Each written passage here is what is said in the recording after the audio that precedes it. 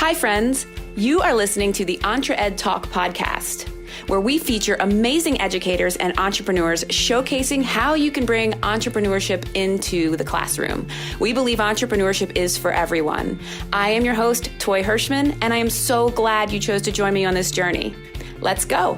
Hi, and welcome back to another fun-filled episode of the EntreEd Talk podcast. I'm your host, Toy Hirschman, and I am so excited to welcome back to the show my friend Stephanie Malia Krauss. Stephanie was on the show way back in episodes 95 and 96.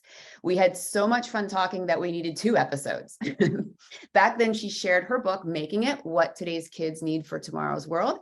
And today, she's back with a new book called Whole Child, Whole Life, 10 Ways to Help Kids Live, Learn, and Thrive.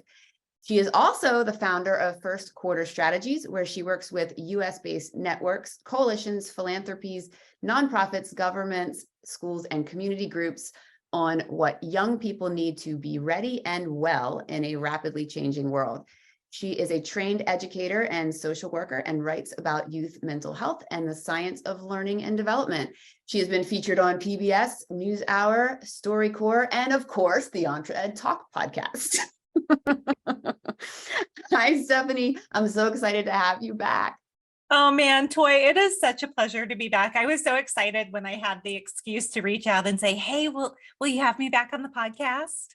You never need an excuse. You could just come on every week. It'd be fine.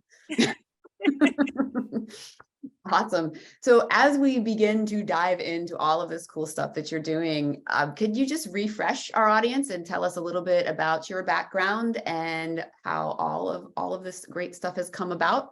Yeah, absolutely. So for anybody who's listening, I am talking to Toy from my basement in the St. Louis area. So I live in the Midwest, although I was born in the Northeast and lived in the South and the Southwest, and I'm native Hawaiian. So outside of my hope and desire at some point to live on the West Coast and some of the mountainous ranges, I have lived and worked and experienced life in many of the regions of the country. And I bring that up because I think so much of my story anchors into the experience of different kinds of communities who come together to help raise kids, young people, whether that was my experience growing up in New Jersey in a small town, or the experience of living by the beach as a college student and what I learned in a community that was a smaller city, only to leave that for, I forgot Texas. I lived in Texas for Houston and Phoenix, these large metropolitan areas. But as I have been moving and bouncing around the country, I have been asking myself a set of core questions, which you flagged, because they now anchor the consulting work that I do and the writing work that I do. And those questions are, what do young people need to be ready? What do they need to be well so they can thrive, not only now, but well into the future? And when I was younger, that was the question I was asking myself. I'm a high school dropout. I had a complicated childhood. And I needed to know, as somebody who did not take a traditional path, was I going to be okay? Was I ready? And what was it going to take to have a good life?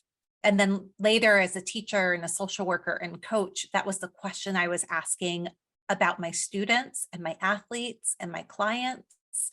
And then as a school leader, about all of the students who were collectively in my care that I had responsibility for. And for the last 10 years, I often say I work kind of from the schoolhouse to the White House, from very local work all the way up to national work.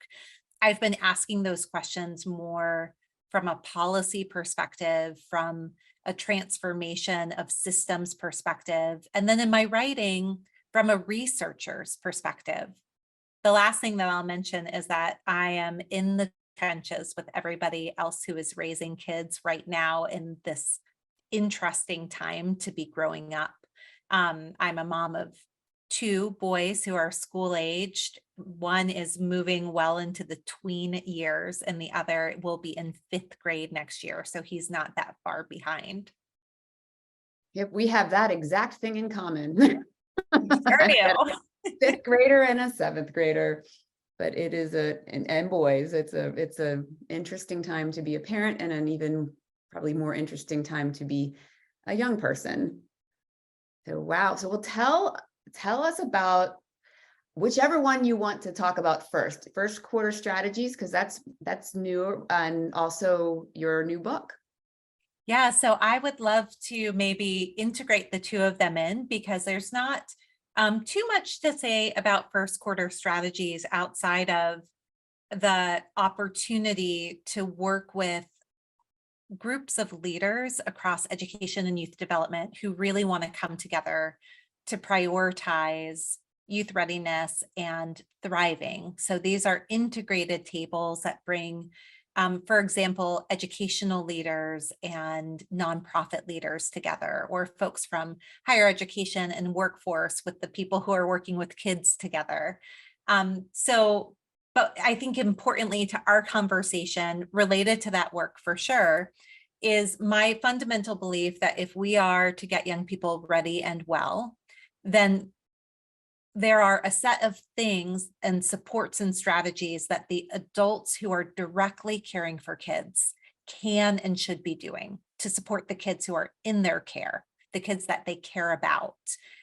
At the same time, there are a set of strategies and tools that decision makers, policy makers, funders, leaders, administrators also need to be doing.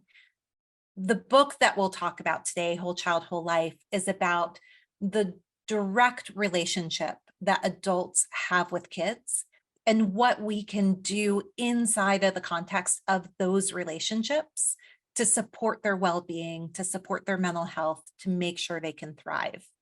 It lives alongside the kind of structural systems work that has to be happening at the same time to make sure that school, for example, major example, is actually able to provide the conditions kids need to learn and develop and be well. That after school programs, that sports teams, that extracurriculars, all of those places also have the conditions and characteristics that we know kids need to thrive. So to pull this back a little bit, when you and I met, it was when we had our last set of conversations, it was 2021. It was the height of the pandemic. And I had written this book, Making It, that we were talking about, that was about what today's kids need for tomorrow's world. And it was you'll remember, we talked about this, my love letter back to the front lines. There were so many questions that I had when I was a school leader and a teacher about what actually do young people need to be ready, because it didn't feel like the same thing as what they needed to graduate. And I only got the answers to that after I left the classroom and school, which felt unfair. So I'm out in the pandemic world by way of my basement and Zoom, talking to hundreds, if not thousands, of teachers and counselors and parents all across the country. And so every time I would share the information from Making It, and people were very gracious, and they would say, thank you, we needed that information. And I can even remember my conversation before the podcast was similar. Some version of a question would come up where people would say, we really do need to know what kids need for a changing world in the future. And we're really worried our kids are going to give up or burn out before they get there. We're really worried our kids aren't well. So can you tell us not only what they need to be ready, but what they need to be well, so that they can have not only these long lives, but lives that they love?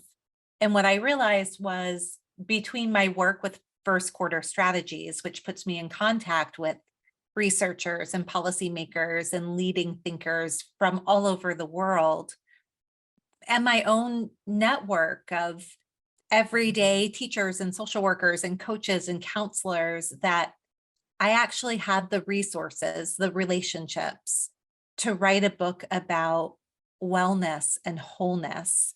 And I really wanted to, through Whole Child, Whole Life, in such a moment of culture wars that center around kids and schools, write something that could be read by any adult anywhere who has kids in their care, to say, here's everything you should know about how they learn, how they develop, how they might struggle, and what you can do.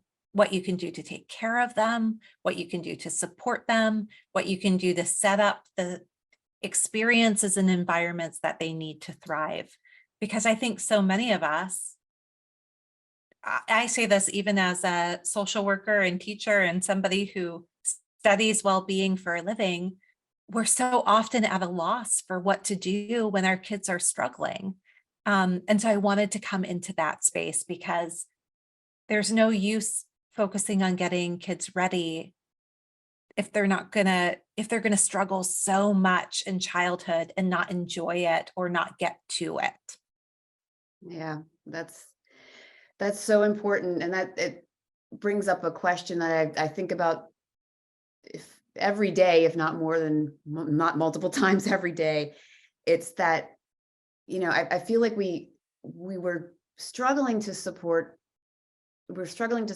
students, young people better before the pandemic. And then that whole situation just exacerbated this problem. And I feel like that we're seeing more lack of student engagement, just this lack of just passion at all for education. And I've spoken with many school leaders and asked, is there something that we can do? Is there something that the school system needs, supports that need, or something that needs to change to bring that engagement back again?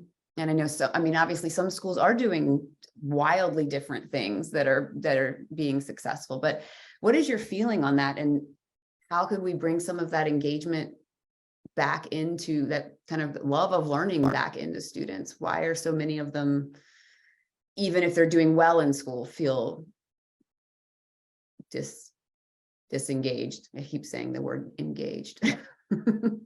I think it's a really important question. And obviously, there are different scenarios in which that's showing up. One of the things I think is important for educators who are listening to this, or education leaders who really believe they're doing everything right. I know what good learning looks like. I know what good engagement looks like. I've been doing this for years. I've never had these problems before. So let's look at that group. I would say to those of you who find yourself in that group, we know from brain science and the research that kids are wired and rewired based on their experience and based on their environments. One time I had a friend who talked to me about how the years go faster as we get older. And it's because the ratio is smaller. So if you're 6 and in first grade is 1/6 of your entire life, right? But if you're 60, your 60th year is 1/60th of your entire life. And so what we have to recognize is 3 years of deconstructed, highly compliant, structured, hard, different schooling removed a lot of the love of learning and removed a lot of the understanding of what school can and should be. And I think that likely we're all a little bit impatient, or it's hard to understand why the bounce back isn't faster, because it feels like we're back to normal. But for a first or second or third grader, that is the whole of their schooling. And so there's no reference point. I'll give you a good specific example. So we're recording this end of May, and today was my 4th grader's field day. And he woke up in the morning and he said to me, "Mom, did you know that this is my first field day?" Oh, And what? And he said, "Yeah, it's my first field day." Now he's going to be a 5th grader next year. That's his final year of elementary school. But first, second grade, no school. 3rd grade, totally still disrupted, structured, different things in place, different classrooms. So here he is all the way to fourth grade, Toy, and he's not had a good field day. And so I think the biggest, most important thing to hear is if you are struggling with engagement, there are many issues around mental health and student behavior that I specifically address in the book. But one of the big things to realize is that fourth graders have made it to fourth grade without field day, without field trips, that third graders have spent the whole of their elementary school experience, right, in this experience. And then you have the missing middle, kids who missed the entire middle school experience, kids who missed the transition spaces between elementary and middle, or middle and high school. And those things have lasting impact. Childhood is just stretched and takes longer. The other thing, though, that I'll say on the flip side is that I think that young people have less patience and tolerance for, well, why do things have to be the way that they are? Why do we have to sit in our seats for this long? Why can't we go learn outside? Why can't we? I could have completed this on that computer program you had me on last year. So why are we going through this? I had a situation here in our local community where a parent told me that her middle schooler had a unit on rocks, and the teacher, perhaps exhausted and burnt out from pandemic teaching, did the entire unit on rocks by way of YouTube videos. Never once did he bring in a rock. Did he let kids touch a rock? Did he talk about rocks in the local environment? And so in that case, you have a less than stellar teacher, a really tired teacher who sees that there's some ease in continuing to use YouTube videos or whatever else. So you have that whole spectrum, and kids in a day are bouncing back and forth between multiple classes, different environments. Yeah, that's funny you said that. I guess he was in second grade at the time when we were doing virtual school, and came to me, and I guess it was when we were transitioning back in, but he said, why do I have to go do this for 7.5 hours a day when somehow I was able to take care of it in 3 before? Mm-hmm. And I said, that's a good question.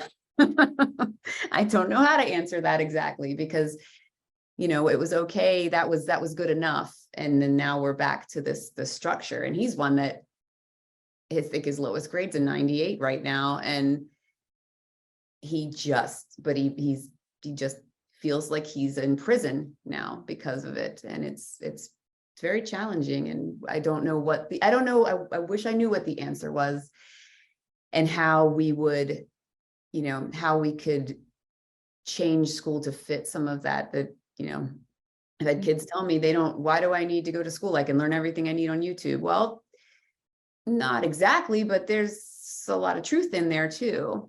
And so, yeah, the last thing I would add related to that, Toy, is I think we cannot forget that we're not that far away from where we were when schools were shut down and things were extremely scary, and that all of our school staff were operating under really traumatizing conditions. And so we're caregivers. And so here we are, where understandably the level of feeling triggered and feeling tired and still feeling exhausted is present.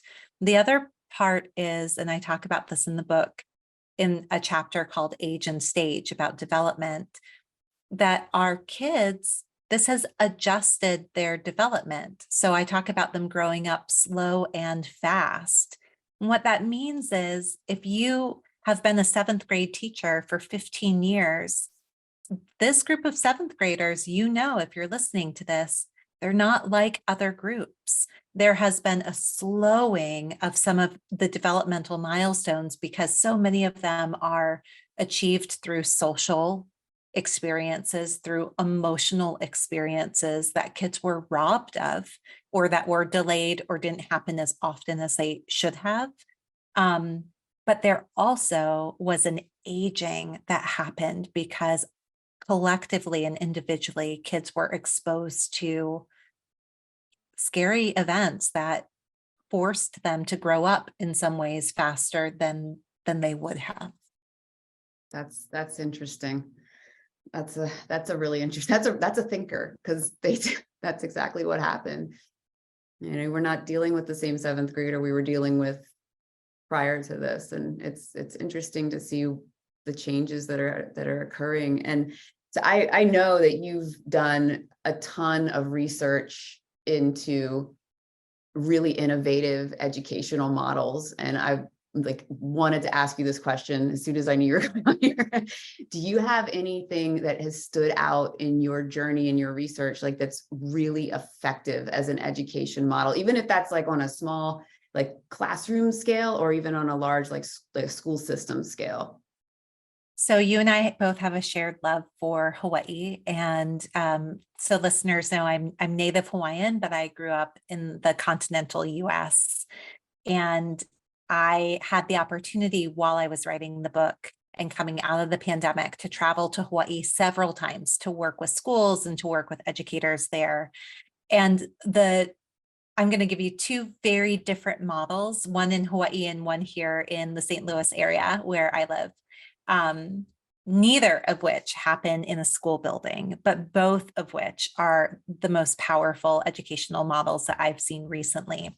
So all across Hawaii, public schools are engaging much more deeply and in an increased intentional way in AINA-based education, or AINA stands for land, so land-based education.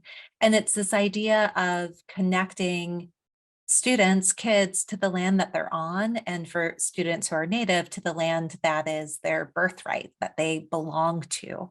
And so there are these powerful experiences that involve the adults and the students, bringing them out into, I talk about a taro farm in West Kauai in the book. It's called a lo'i, or bringing them up into the mountains or to the ocean. And it can be easy activities, talking about how to keep the oceans clean, connecting to climate and the environment, but it can get much more deep, and it can connect to social, economic issues. It can connect to climate and culture issues, but it can also be a deeply relational, grounding, emotional experience for kids and adults both.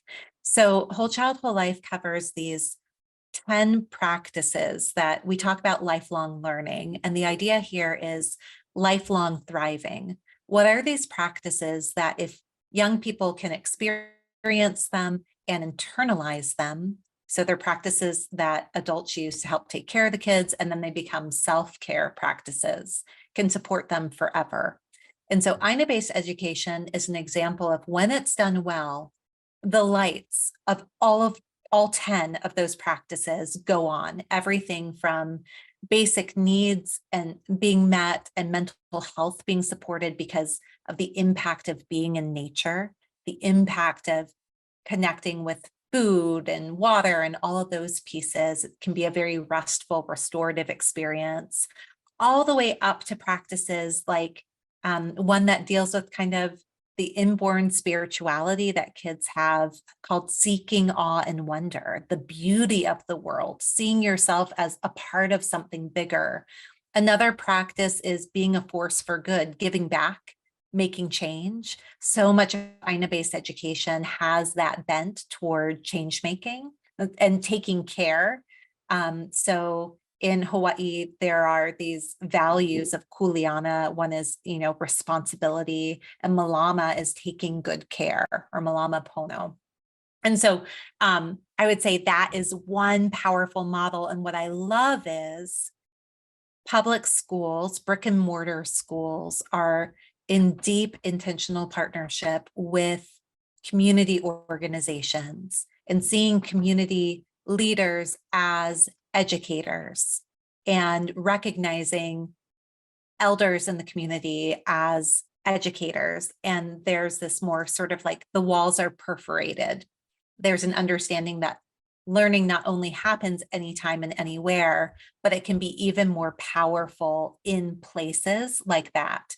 And the second example are circus schools, which I flag at the end of my book. So St. Louis, where I am, has one of the most incredible social circus schools, where young people experience a very deliberate, structured curriculum that supports their physical development, their social development, their emotional development. It teaches them to take on stress and fear and risk and vulnerability. It builds intense relationships and community and belonging, because that person better catch you. That person better be there to spot you. It gives back. So social circus is a sort of deeply integrated and diverse community, and there's a service component to that. And again, they work in and with schools. So we have these very powerful models of educational experiences and environments that may not be in a traditional school, but can partner deeply, that really showcase the science of learning and development, and really, again, turn the lights on for these whole life practices in a very powerful way. Wow. So what is the circus? What is the social circus? Is that a group? That's just a cool name. Yeah. I want to go to the social circus. I know. So I want to say it was probably 9 or 10 years ago, I was invited to speak to the American Circus Educators Association. And I went out to San Francisco. I had never met circus educators before. And Toy, they were the kindest, coolest. I was ready to run off and join the circus. I thought, like, oh, I have found my people. Kind, compassionate, sporty, quirky, all the things. But they are so social circus has that extra quality of thinking about social justice and being a force for good, and that intentional inclusion, diversity aspect to it. But there are these circus schools all over the country. And it's really powerful. I remember I was such a convert that I signed my own boys up for circus classes. And even you learn to walk on the, what's it called? The string. The tightrope. The tightrope. They teach kids by starting them half an inch off the ground until they've mastered it. And then they keep going up and up and up. So by the time a kid is on the tightrope, they've been doing it for years, starting half an inch up. And there are so many moments like that where you're like, oh yeah, that's how you're supposed to take care of kids. And young people then have not a cocky confidence. It's this sort of deep, rich sense of self, sense of safety, sense of purpose, meaning. It's a big part of it. That's so interesting. You're actually talking about the circus. That's so cool. I'm like, this is a cool name for something when you first mentioned it, but actually the circus, that's incredible. I want to go. That's awesome. I wonder, we talked in both of those examples, and I have to get to Hawaii. Both of those examples, the community was a big part of it, and engaging with the community. And I know that that's often a hurdle for schools in many places, and even a bigger hurdle for an individual teacher that wants to just engage with an organization in the community, and getting that connection figured out seems to be a big barrier. I'm just wondering if you had any opinions on how to break some of those barriers down so that you can bring the community in and out of the schools, that there isn't that separation and siloed kind of situation. I have a lot of ideas and thoughts and hard memories when it comes to this question, because it's one of the reasons I left teaching. So when I was teaching, I knew that I had training on how to help my kids academically, behavior, and classroom culture. That was what I was trained to do. Curriculum, instruction, behavior management, climate and culture. I had so little understanding, skill, and support in what went on in their lives outside of my classroom. And there were so many instances where I knew kids needed a service or that a particular support would be so helpful, or God, this kid was doing boxing or football, and if only I could be talking to his Pop Warner coach, maybe we could work together on this. And in schools, the only time we see that happen, really, outside of community schools models and communities in school specific programs, which we can talk about in a moment, is during an IEP meeting, which often doesn't go well. The idea of it is so incredible. Let's get all of the adults who care for this kid in a room, collectively sharing and caring and figuring out what the child needs. But so often it's about compliance and requirements, and there's not enough time to prepare, and it's hostile at best. Mhm. And yet, students are children, and children grow up in context. They grow up in community. And how powerful to imagine a community coming around a kid and really knowing that they're going to have shared experiences and commitment to thriving when they go home, when they go to work for older kids, when they go on the sports fields, or, wherever they are going and spending time. So the first thing that I'll say is, I think that if we are going to support the well-being and wholeness of kids, we have to understand that they are whole humans growing up in whole communities. And then what happens in their childhood and adolescence is going to have impacts across the long of their life, how old they will become, and the wide of their life. We saw this in the pandemic. Learning and living are deeply integrated things. The field day fourth grader yesterday started his day at school at 8 a.m. and he had after school programs. He's in the after school program. I picked him up at 6 p.m. and then we went to his brother's baseball game, and we were at the fields until 8 p.m. That means that my fourth grader spent 8 a.m. to 8 p.m. in the care of other adults in settings that were not me or my home. It was predominantly the school, but also the parks and other places. Same for my older son. So we have to perforate the walls so that we can reflect the learning ecosystem and developmental ecosystem that our kids are actually experiencing every day. How do we get our coordination, our collaboration, our partnerships to reflect the realities that they're living, instead of this ping pong back and forth of, this is how I behave over here, and this is how I behave over here, and here are the rules in this place, and here's what I can expect in this place. The second thing is that educators, teachers need cross training. Kids are growing up in your classrooms, whether you want them to or not. They're going to experience life, and they're going to bring their lives into your rooms. And so you deserve cross training in social work and mental health and community engagement. You deserve professional development on what are the community partnerships that you can be tapping into. Who are the people who come into your classroom? I mean, some of this is just genuinely a knowledge gap and a permission gap. I don't know who to ask. I don't know what I don't know. And I don't know who I, as a classroom teacher, have the ability to reach out to and invite in. And so leadership has a lot to do with that. And then I think in the most mature experience, where you see full integration and supportive partnership, you see things like community school partnerships or community school models or full service community schools. And those can be pretty powerful. And they recognize that a school plays more than one role in a community, and that community partners play really important roles in the lives of students. and that bringing together in a more formalized way.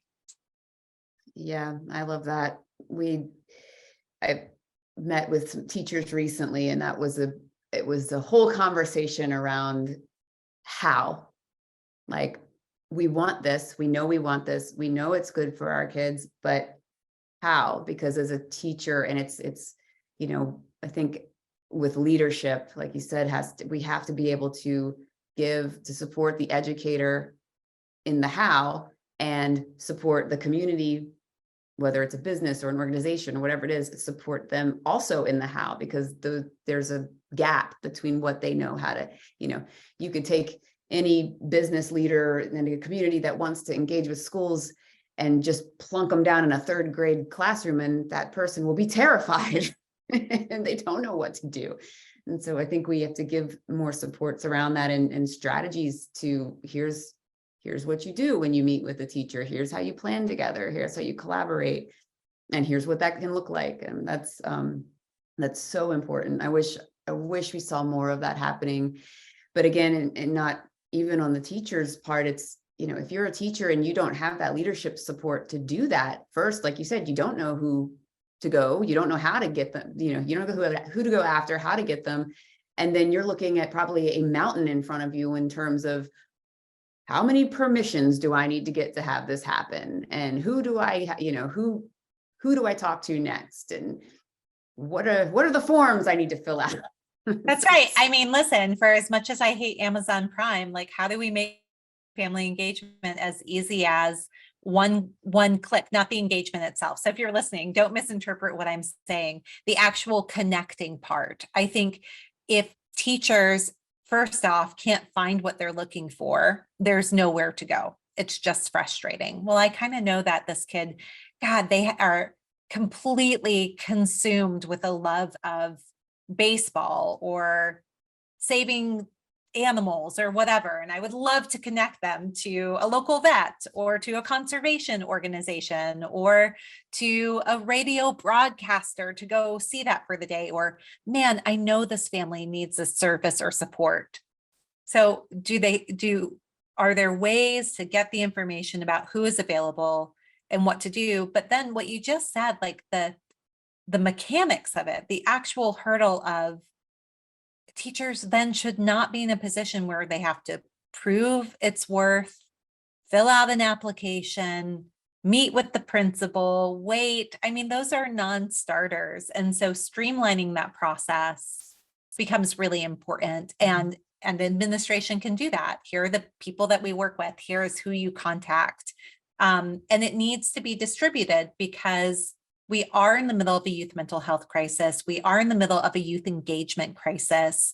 And if we wait for specialists in our building who are completely overwhelmed and overworked to have the time to make particular connections that don't have to be them. Some connections have to be made by them, but not all connections have to be made by them. Then we're going to lose a lot of time. Yeah. Yeah, that's that's probably the heavy lift in that equation, where we need to have, once the groundwork is laid, though, then it runs itself. If you have these community connections and establish them and distribute it and have this open policy where teachers don't have to jump over as many hurdles, then that should sustain itself over time. I'll say one other interesting thing, Toy, since you and I both work with educators, we're in education, but we're also moms ourselves. So I had this interesting email exchange with one of my kids' administrative teams this week, where we had been contacted about a lunch detention immediately after it happened. And whether he needed that detention could be disputed. But the moment it happened, we got an email about it. He left his ID one day. The moment it happened, we got an automatic notification about it. But my husband and I were willing to donate our time to help with something. And we've been emailing for months, no response. And it's something that we get paid to do all across the country. with schools and educators. And I finally wrote an email this week, and hopefully I was kind, where I said, it's hard when you have a discipline situation and that gets an immediate communication.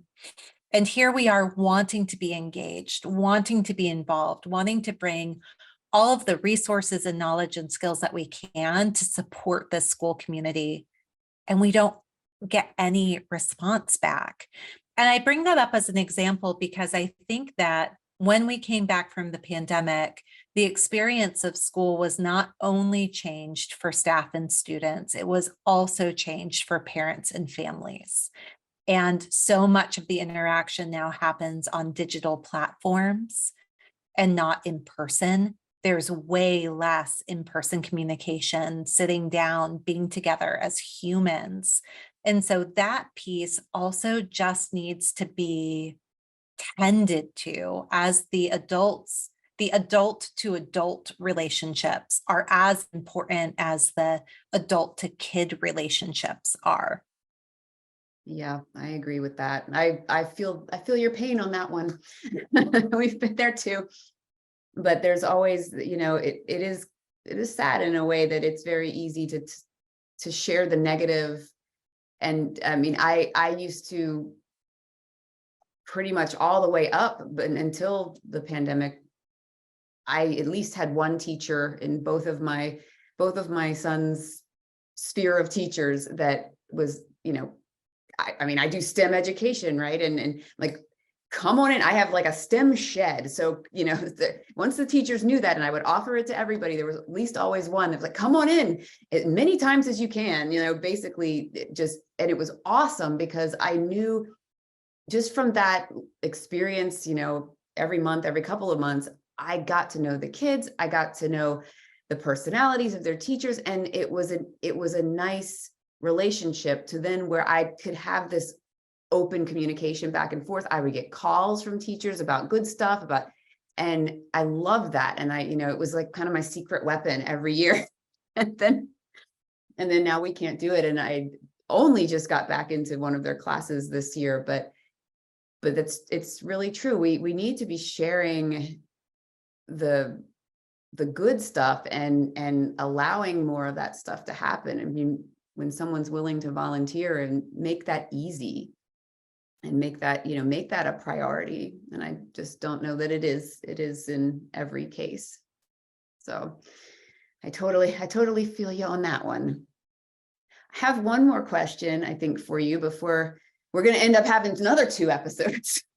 That would be fine. You talk all the time about, write and talk all the time about the, this future of work. And I mean, we have no idea, even if we think we know, we have no idea what it's going to be and what new emerging technologies are going to happen, how job markets are going to shift. And I mean, everyone's speculating on different theories, but we really don't know. And so there's really no way, to make these things that are going to happen in the future into subject areas because we don't even know what they are. And so what do you think educational institutions as a whole, what kinds of things can they adopt that will help these students have these amazing futures that are going to shift and morph and grow, and so that they can, work till they're 80, since they're going to live to be 150, hopefully. Yeah. So to quickly qualify for listeners, it's interesting. We've spent all of this time talking about what kids need to be well and mental health. And some of that was born out of years working nationally in workforce development and higher education. And so I've spent time running a national campaign around post-secondary credentials and how the college post-secondary world is changing. And I've spent a lot of time thinking about the future of work and working on what individuals need to not only be ready for work, but the kinds of skills and competencies and supports and benefits they need to. So this answer is sourced from that place. I just had a chapter come out, an essay in a book last week called Rethinking Work. That's the name of the book. But the name of my essay is The 60-Year Career. And you're right, Toy. What I have learned only after leaving K-12 education and going over to the other side, higher education and workforce development, is that young people need to prepare for a working life more than they need to prepare for specific jobs. It's what are the translational, transitional, durable skills and supports that are going to serve them well across a number of changes and challenges that could span 6 or even 7 decades. What I would love to see is schools updating and upgrading their picture of what they mean in their mission statements, almost all of which talk about college and career ready. And I would love to see an expansion of going from college and career ready to long and livable lives and lives that kids love. How do we help kids have the skills and the knowledge and supports they need to build lives and futures they love? Because they will be working while crisis is happening. They will be working while parenting. They might be working while grandparenting or great grandparenting. They will be working while somebody is sick, possibly while they're sick. They'll have job changes. They'll have to go back to school. I think about this more like a game board than a sort of industrial factory line. We really severely and urgently have to update what we mean when we talk about college and career ready. And what that has meant for me in my own life as I've digested that information is that the decisions that I make today for my own children, I'm thinking about the long game. I'm thinking about kind of the now next. What do they need right now to live their life, to learn in their life, to love their life, and what will serve them forever? A good example of that was when one of my kids had a mental health struggle. That was prioritized above academic performance because I had the long game in mind. And I was thinking, God, if I can get him the tools and techniques that will serve him with a condition he'll likely struggle with for the rest of his life, if he can get that now at the time, 10, 11 years old, that's the priority. I'm not going to wait on that. And so it ends up reprioritizing what matters. I talk extensively in Whole Child, Whole Life about the power of healthy relationships and the importance of belonging and community. And those feel really soft for people who are focused on academic rigor and performance and outcomes.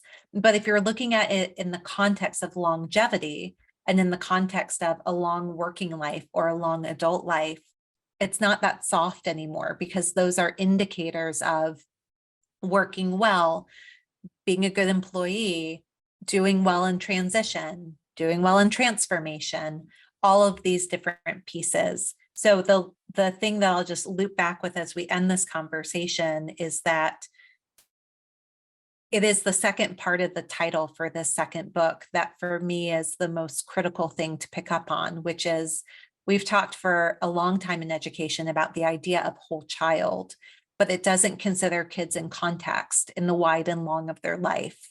And we have to do that. That's the missing piece. And there's this way, again, I'll go back to this idea of lifelong learning of like, what is a lifetime of being able to thrive and to be well at work, well in learning, well in life. And how powerful would it be if educators, not only, I think the people in the front lines who are with kids every day see this and feel this, but systematically, we recognize the power that we have and the role that we play in supporting that or not supporting it, and what the consequences or the opportunities there are. Wow. That's a very powerful statement. That's really what we need. My goodness. Well, I can't wait to read the entire book. I tried to like not structure any questions around specifically around your book, because I want to have time to digest it and really think about it. And but it's still pre-order right now. Yeah, so if you're listening to this before May 30th, pre-order the book. The book, not only am I excited about you being able to get on the list to get the book, but pre-orders really matter. But if you go to www.wholechildwholelife.com/pre-order, you can sign up and get the first 50 pages for free, so you don't have to wait. And so I would definitely encourage wholechildwholelife.com/pre-order. If you work in a school that does book studies or book clubs with your professional development, the book is also structured with questions and reflection space and activities or things to try. So it's very supportive to individual readers, but also to groups. And so consider that if you fall into that camp. And then if it's after May 30th, you can still order the book at wholechildwholelife.com, or you can go to any place books are sold. That's awesome. Well, you ran me right into my next question, which was, how can people reach out to you and find out about your book? So if someone is interested in reaching out to you or reading one or both of your books, besides that, is there another place they can go that you would direct them? Absolutely. Yep. So most urgently, I want you to be able to read this book that was written for you. So again, wholechildwholelife.com. But if you want to get in contact with me directly, you can contact me that way.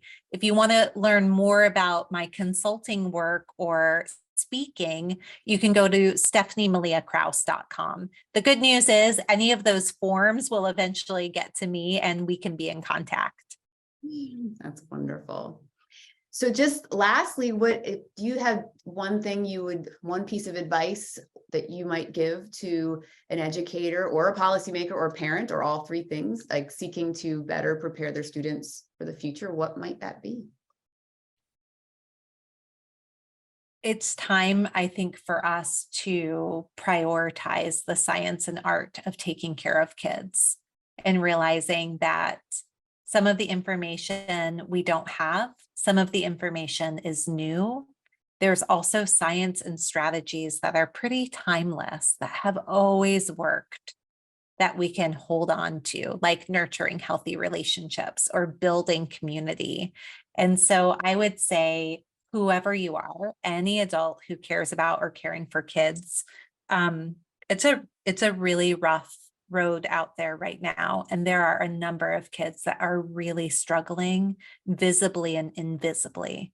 It is a true mental health crisis, and the numbers only seem to be getting worse. So it's not a matter of when your kids will struggle, if your kids will struggle, it's a matter of when and how severely.